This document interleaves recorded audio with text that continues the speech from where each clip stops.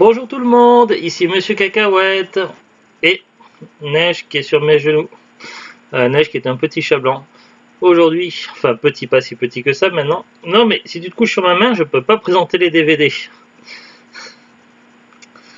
Alors, Neige, elle fait que ce qu'elle veut et elle écoute rien.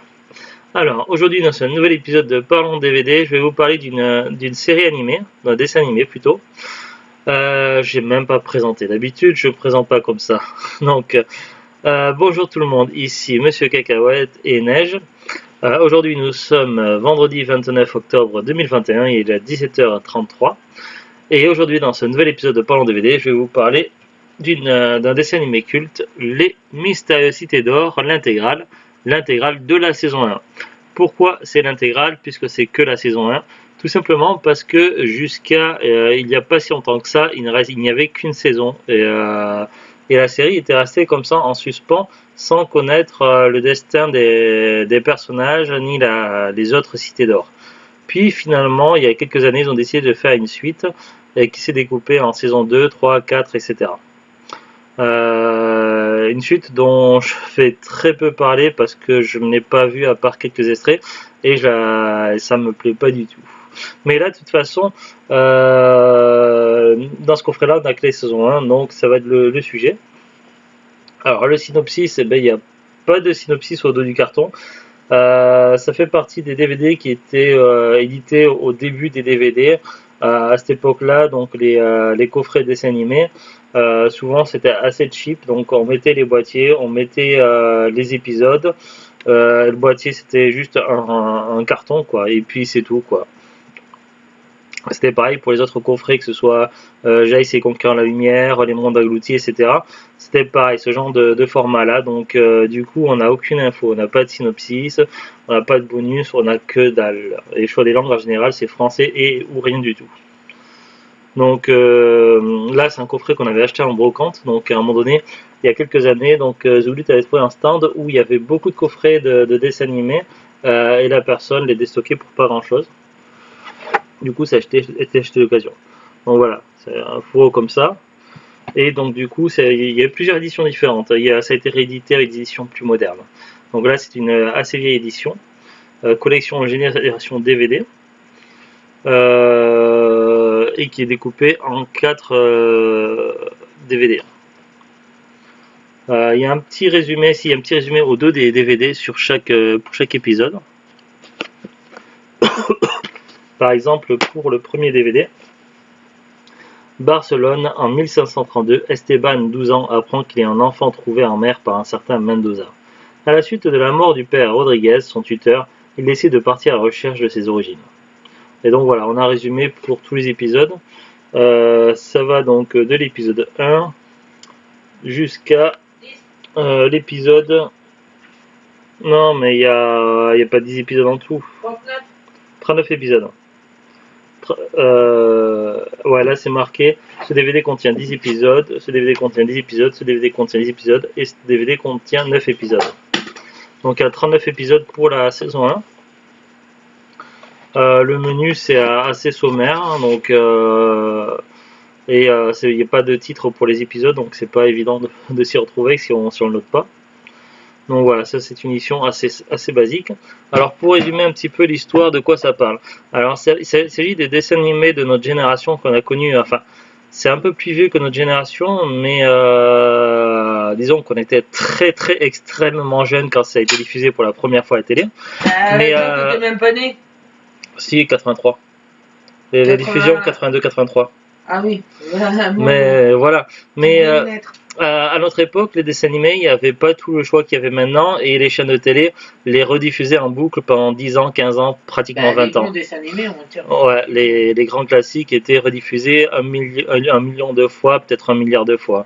Que ce soit donc Les Mystérieuses Cités d'Or, Les Mondes Engloutis, Jace et les Conquérants de la Lumière, Masque, Dragon Ball Z, Les Chevaliers Zodiac, etc. Tout tournait en Denver dans les dinosaures, tout tournait en boucle 1 million de fois. Et du coup, à force, mais le problème c'est que entre l'école et le reste, on n'avait pas forcément l'occasion de voir tous les épisodes. Donc du coup, ça arrivait souvent qu'on revoyait plusieurs fois un épisode, mais qu'il y avait certains épisodes qu'on passait à côté, qu'on les loupait, qu'on les voyait jamais. Et donc du coup, il a fallu que j'attende d'avoir vers l'âge de 17-18 ans pour voir pour la première fois toutes les Mystéricités d'Or.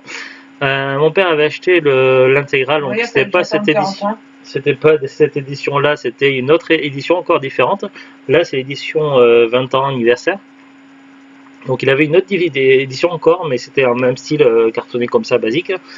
Il avait acheté, je crois, pour plus que pour ma petite sœur. Et puis je l'avais pu voir donc à l'époque, j'avais tout visionné sur ma console, sur la PlayStation 2.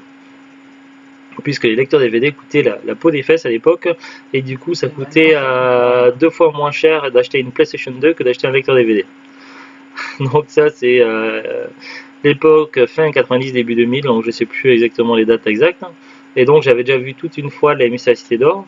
Je m'étais fait un marathon, et puis du coup après je l'avais pas revu depuis très très longtemps. Et Zulu t'avais trouvé donc du coup en brocante, donc c'était l'occasion de revoir. Pas eu cher parce que c'est l'endroit, c'est quand j'en ai acheté plusieurs à la fois. Ouais. Elle les faisait 5 euros. La dame, elle faisait 5 euros les. Comment ça s'appelle? Je sais pas. Les coffrets. J'avais acheté 4 coffrets et j'ai eu de la chance. Parce qu'il y a une dame juste avant moi, j'étais en train de regarder à ça, et puis je suis prête à payer. Et il y a une autre qui est venue qui l'a emmerdé. Et du coup, j'ai acheté 4 coffrets. Et au lieu de me les faire à 20 euros les 4 coffrets, comme c'était 5 euros le coffret, elle me les a fait à 10 euros parce que j'avais été patiente et que. Donc on l'a eu à 2,50 euros en gros. Du coup, ouais, donc on a eu 4 coffrets de série dessins animés pour 10 euros. Et du coup celui-ci est revenu à 2,50 € en brocante. Donc il y avait les Mystéricités d'Or, il y avait j'avais pris plusieurs, mais je sais plus, après il y avait d'autres trucs. Mais il n'y en avait pas que des intégrales. Oui, il y en avait que c'était peut-être pas complet. J'ai dû prendre les mini-pouces. Les mini-pouces, ouais, c'est possible. Je sais plus après, je sais plus. Bref, donc de quoi ça parle, les Mystéricités d'Or. Donc du coup c'était donc The Glut a choisi récemment, parce qu'on regarde en général le midi un coffret d'une série télé ou d'un animé. À tour de rôle on choisit, et The Glut a choisi donc les Mystéricités d'Or. Alors ça parle en fait, donc ça commence en Espagne. On est à l'époque génération un petit peu style époque Christophe Colomb, tout ça, où les Espagnols partent à la. Oui, en 1532 je crois qu'ils disent au début. Et les Espagnols qui ont commencé à partir en conquête du Nouveau Monde, attirés par l'or, et qui persécutent les indigènes natal. On dit natal ou nato au pluriel? Nato. Excusez-moi pour ma grammaire qui est pas terrible. Bref. Conjugation pour les nuls, je devrais faire. Ouais. Conjugation pour les nuls, ça n'existe pas. Conjugaison pour les nuls. Bon, bref. Donc voilà, donc les Espagnols conquirent le Nouveau Monde, ils persécutent les indigènes, ils volent, ils pillent les trésors et se comportent comme des salopards. Donc ça, c'est un petit peu le contexte. Lors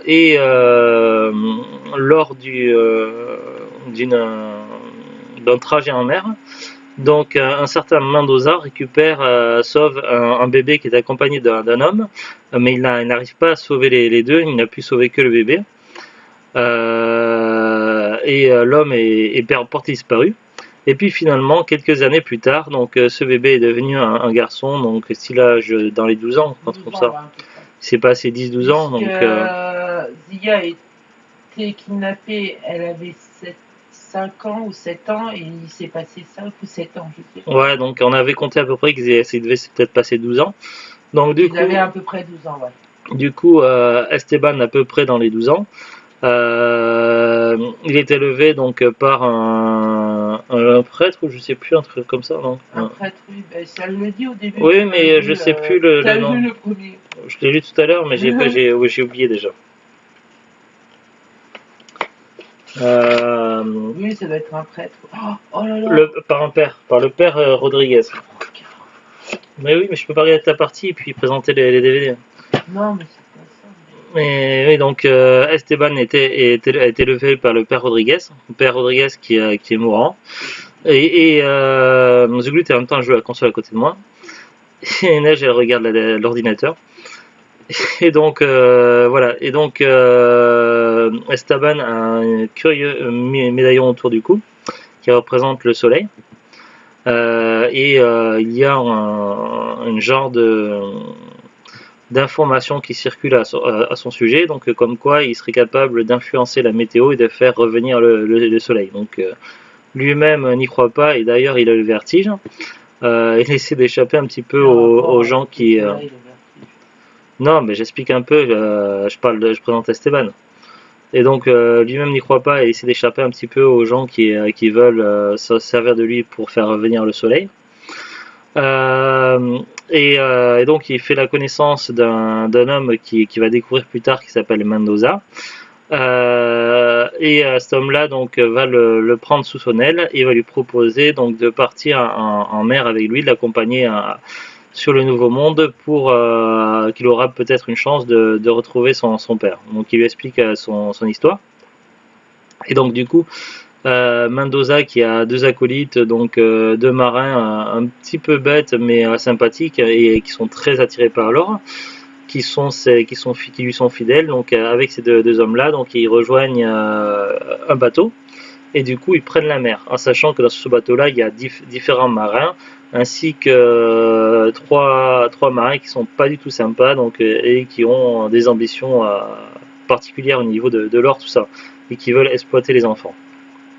À bord du bateau, Esteban va faire la connaissance de Zia, donc une jeune Inca qui avait été fait prisonnière et qui a la capacité de lire les quipus. Donc les quipus, c'est un genre de système de lecture et d'ouvrage réalisé par les Incas, mais sous forme de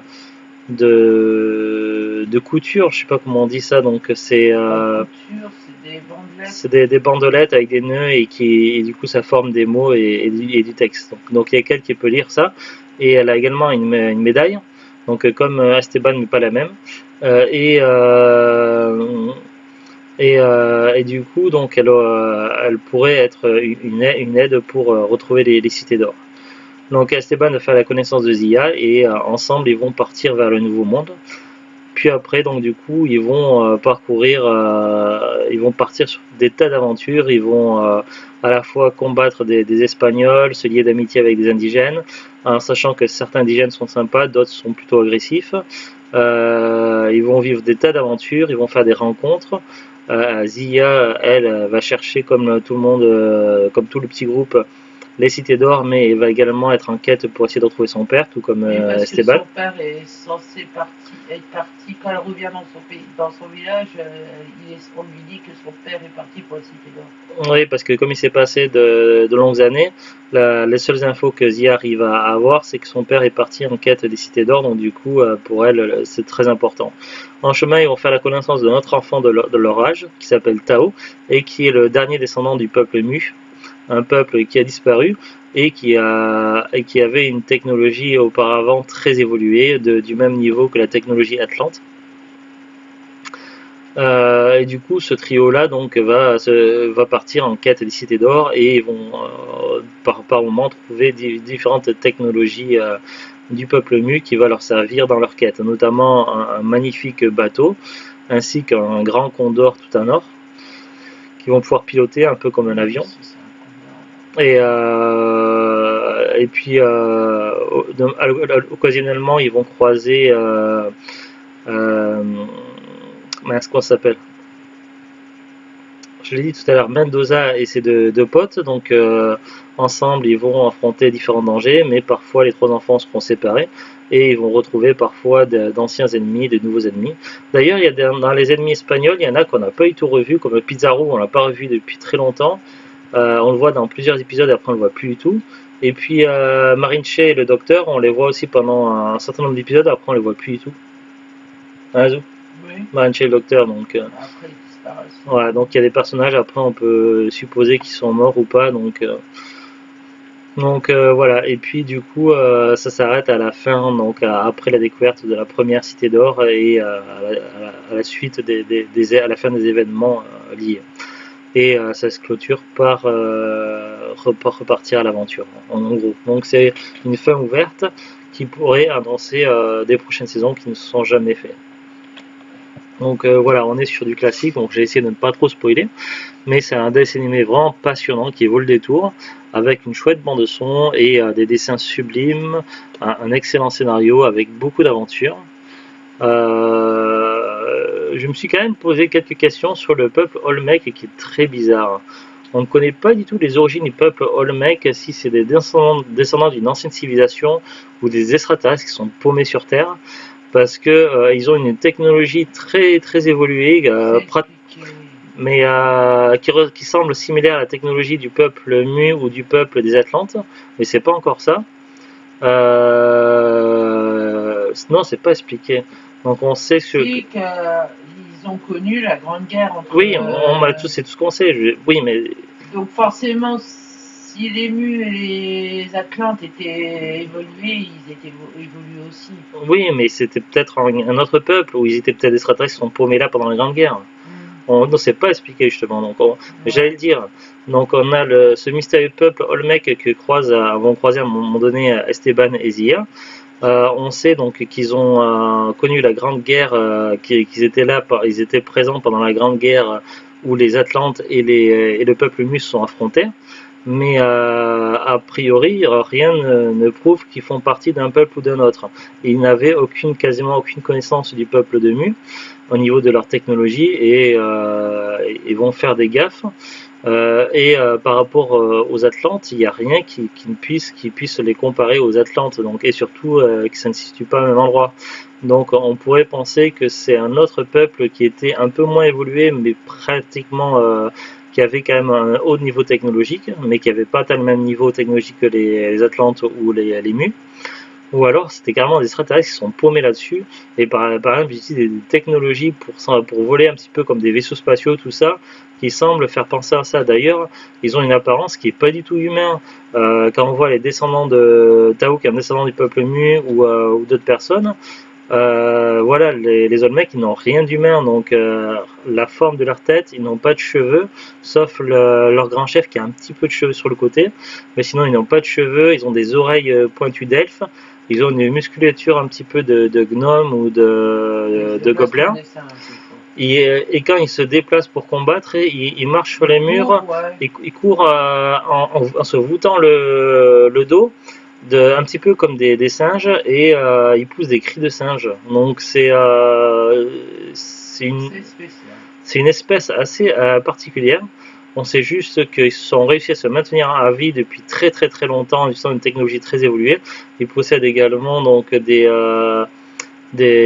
sortes d'appareils de stase, et qu'ils ont eu un problème de fertilité, donc un petit peu d'ailleurs comme le peuple d'Asgard dans Stargate SG1. Et donc voilà, donc ça reste un mystère, donc qui sont les Olmecs. En tout cas, ça reste une série vraiment excellente. Alors, ils ont fait que je recommande. Donc, après le coffret, c'est facilement trouvable. Ils ont fait plein d'éditions, que ça se trouve en neuf ou d'occasion très facilement partout. C'est très très facile. Parmi tout ce qu'a fait Jean Chalopin avait fait beaucoup de séries animées à l'époque. On lui doit par exemple Jace et Conquérant la Lumière. Je crois qu'on lui doit Masque. On lui doit Les Mondes Engloutis, etc. Il a fait énormément de choses, et ça fait partie des grands classiques de Jean Chalopin, qui est vraiment excellent. Donc il y a eu des suites, mais qui n'ont pas été faites par lui, mais qui ont été faites par d'autres personnes, et qui ont l'air assez décevantes. Alors je vais dire, ils ont l'air entre guillemets, parce qu'on n'a pas regardé les saisons suivantes, qui sont plus récentes. On a vu plusieurs fois des extraits, à la fois à la télé et aussi sur ordinateur, sur YouTube, etc., pour voir un petit peu qu'est-ce que ça donne, des extraits et des bandes annonces, mais franchement ça n'a pas l'air terrible du tout. Ce qu'ils ont fait des personnages, c'est pas super. La direction esthétique, les dessins, c'est pas à notre goût, quoi. ils ont voulu faire de la technologie 3D ou je sais pas quoi, mais je sais pas quoi. À notre époque, ils arrivent à faire beaucoup moins bien que ce qu'on pouvait faire dans les années 80 quoi. Graphiquement, c'est complètement à la ramasse pour moi, ça me va pas du tout. Et puis voilà, y a rien qui fait que dans les saisons 2, 3, 4, ça m'intéresse quoi. C'est dommage parce que ça aurait été génial d'avoir une suite de l'histoire, mais ce qu'ils ont fait des Mrs. d'or, c'est très décevant à mon goût en tout cas. Resolute n'est pas non plus emballé pour regarder la suite des Mrs. d'or. Ben, on a vu une partie, mais... Non, même pas vu une partie, j'ai vu des extraits et Ouais. j'ai pas réussi à... Alors je vais essayer de lire quelques infos sur Wikipédia, mais bon, la fiche est extraordinairement longue, donc je vais essayer de faire un peu le tri dans tout ça parce que je peux pas tout lire ça, sinon il y en a pour 4 heures de lecture. Les Mystérieuses Cités d'Or est une série télévisée d'animation franco-nippo-luxembourgeoise de type fantasy historique, librement adaptée du roman La Route de l'Or, The King Fifth de 1966, de Scott O'Deill. C'est une fiction historique qui met en scène la découverte de l'exploration de l'Amérique à l'époque des grandes découvertes. Bien qu'elle intègre des éléments fantastiques et de science-fiction, la série dont l'intrigue se déroule au XVIe siècle a la particularité de présenter des lieux et des cultures réelles des Amériques, notamment des civilisations précolombiennes, et de s'appuyer sur des personnages historiques. Un court documentaire succède à chaque épisode et permet au téléspectateur d'approfondir ses connaissances sur un thème particulier et de revisiter de l'épisode qu'il vient de voir. Oui, c'est vrai, j'en ai pas parlé, mais c'est quelque chose quand même qui était assez innovant, c'est-à-dire que c'est vrai que pour les enfants, c'est jamais évident de leur proposer des documentaires, tout ça, et puis de dire, vous allez voir, ça va être intéressant, vous allez apprendre des choses. En général, non. Moi, je sais que j'ai évité à tout prix le documentaire quand j'étais gamin, et je pense que c'était pratiquement tout le monde, quoi. Et donc du coup, ils ont eu l'idée assez intelligente de faire, c'est au lieu de faire des making-of ou des documentaires super longs et de les diffuser comme ça d'une traite, en fait, à la fin de chaque épisode, donc il y a un court extrait, un court documentaire de quelques minutes qui est sur la thématique et qui est très intéressant et qui est plutôt bien filmé et bien raconté. Et ça, c'est plutôt très très cool à voir et du coup, ça peut permettre de faire découvrir des choses. Alors, ils nous disent... Découpée en 39 épisodes de 28 minutes, la série est diffusée initialement sur la chaîne NHK au Japon à partir du 29 juin 82, puis en France sur Antenne 2 à partir du 28 septembre 83 dans l'émission Recrea 2 et enfin au Canada à partir du 22 septembre 84 à la télévision de Radio-Canada. Ouais, mais après c'était rediffusé pendant très longtemps sur différentes chaînes. Nous, on l'a découvert sur la 2 ou la 3, je sais plus, Antenne 2 ou FR3, et c'était rediffusé en boucle pendant très longtemps à l'époque, les dessins animés. Alors, ils nous disent en 2012, soit 30 ans plus tard, une nouvelle série fondée sur celle de 82 est mise en production. Cette dernière cible toutefois un public plus jeune que la première série. Bien qu'issue d'une équipe de production totalement différente, elle reprend l'histoire là où la série originale s'arrêtait. L'attention portée aux décors dans lesquels évoluent les personnages, aux références historiques et à la description des civilisations rencontrées, ainsi que la présence de mini-documentaires finales sont également conservés. Elle est aussi nommée Les Mystérieuses Cités d'Or et ses saisons sont numérotées à partir de la saison 2. Bon, après, il y a beaucoup d'infos, beaucoup trop d'infos, donc si vous voulez en savoir plus, n'hésitez pas à aller sur la fiche Wikipédia des Mystérieuses Cités d'Or, mais bon, voilà, s'il y a trop de choses, trop d'infos, pour que je puisse lire là comme ça. 39 épisodes. Un épisode, ça dure en moyenne 28 minutes.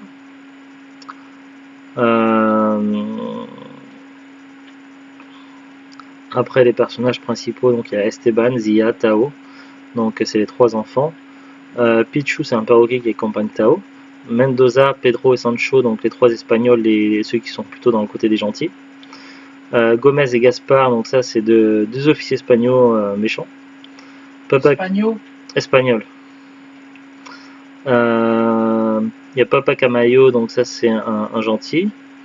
Le prophète voyageur, donc ça c'est un gentil également.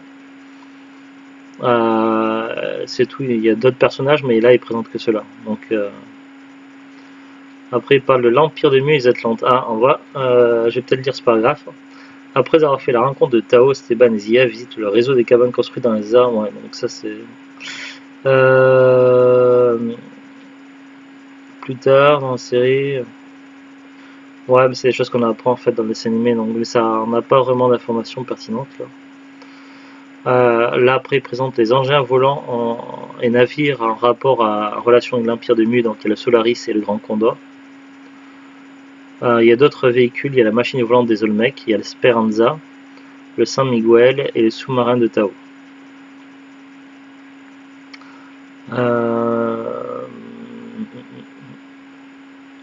Pour les dessins, la production est assurée par Dick Audiovisuel et Pierrot et est dirigée par Isayuki Toriyomi. Dans l'équipe française, on retrouve Bernard Derriès à la réalisation et Jean Chalopin qui signe les scénarios. Tous deux à l'origine de la série Ulysse 31, qui réaliseront ensuite d'autres séries à succès comme Inspecteur Gadget, Les Mini-Pouces, Masque ou encore Jace et les Conquérants de la Lumière, pour ne citer qu'elle.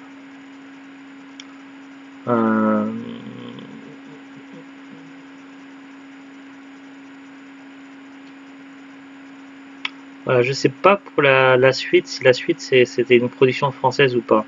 C'est peut-être ça la différence de dessin, parce que la première série était une production japonaise à la base, hein, a priori. Et donc c'était peut-être plus travaillé et pas vraiment le même style. Après, je sais pas. Il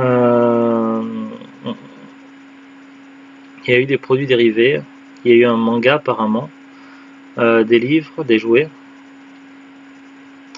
Il était question d'un film en prise de vue réelle. Mais bon. Ça date en 2013 apparemment, et il y avait un crowdfunding. Je sais pas ce que c'est devenu tout ça. Et pour la suite, est-ce que c'est. Je voulais savoir pour la suite, c'était produit par qui en fait. C'était produit par Blue Spirit.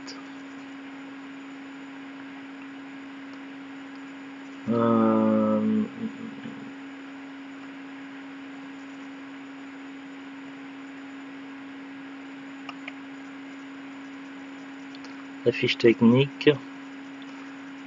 Pays France, Belgique. Voilà, donc c'était franco-belge la suite. Alors que à la première série, il y avait les Japonais au niveau du dessin et différentes choses. Donc c'est ça aussi que le style est différent.